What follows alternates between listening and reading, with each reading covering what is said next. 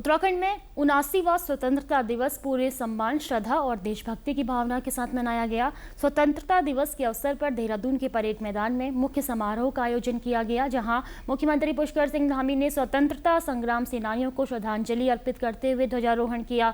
वहीं राजभवन से लेकर सीमांत जनपदों तक राष्ट्रीय ध्वज फहराया गया। राजभवन में आयोजित समारोह में राज्यपाल गुरमीत सिंह ने ध्वजारोहण किया और प्रदेशवासियों को शुभकामनाएं दी। उन्होंने स्वतंत्रता सेनानियों और शहीदों को श्रद्धांजलि अर्पित करते हुए कहा कि आज जो स्वतंत्रता हमें मिली है वह त्याग, बलिदान और अटूट संघर्ष का परिणाम है। अब हमारा लक्ष्य है 2047 तक भारत को विकसित राष्ट्र बनाना।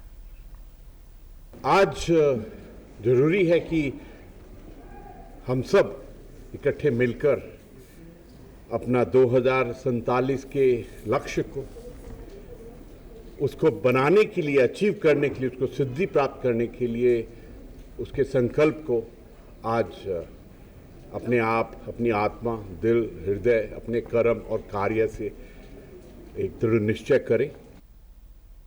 मुख्यमंत्री पुष्कर सिंह धामी ने परेड ग्राउंड, मुख्यमंत्री आवास और बलवीर रोड स्थित भाजपा कार्यालय में ध्वजारोहण किया। इस अवसर पर उन्होंने देशवासियों को स्वतंत्रता दिवस की बधाई दी और शहीदों के प्रति श्रद्धा प्रकट करते हुए कहा कि धराली और अन्य आपदा प्रभावित क्षेत्रों में जान गंवाने वालों के प्रति हम संवेदना व्यक्त करते हैं।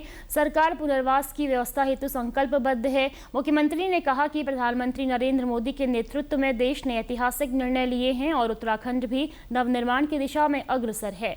जन सहयोग से उत्तराखंड को देश का श्रेष्ठ राज्य बनाने के लिए हम आगामी 25 वर्षों की योजनाओं पर कार्य कर रहे हैं।